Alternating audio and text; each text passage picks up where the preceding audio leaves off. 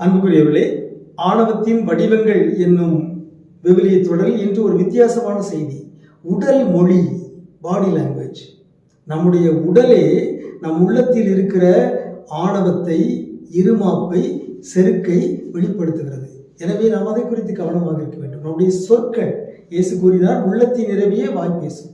எனவே தற்பெருமை, தற்புகழ்ச்சி, இந்த சொற்கள் உள்ளத்தில் இருக்கின்ற ஆணவத்தை, இருமாப்பை வெளிப்படுத்துகின்றன. அதே போலவே நம்முடைய உடல் மொழியும், நம்முடைய உடலும் வெளிப்படுத்துகிறது. அதை பற்றி அருமையான ஒரு செய்தியை எசாயா இறைவாக்கு நூல் 3ஆம் அதிகாரம் 16வது இறைமொழியில் வாசிக்கின்றோம். எருசலேம் பெண்களுக்கு எச்சரிக்கை என்று தலைப்பு கொடுக்கப்பட்டுகிறது.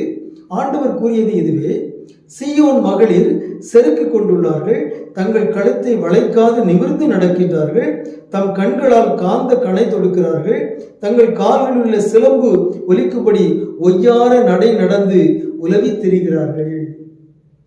ஆகவே ஒய்யார நடை நடப்பது, கழுத்தை வளைக்காமல் இருப்பது, நிறைய நகைகள் அணிவது, இவை எல்லாமே ஒரு ஆணவத்தின் வடிவங்கள் தான்.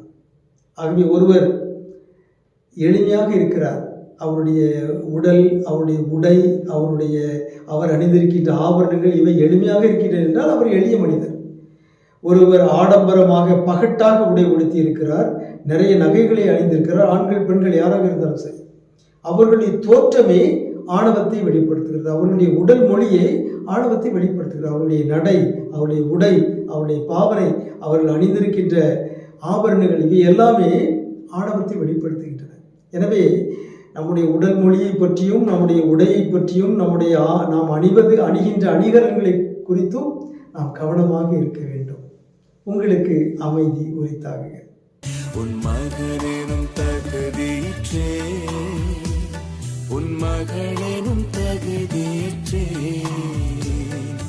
அப்பா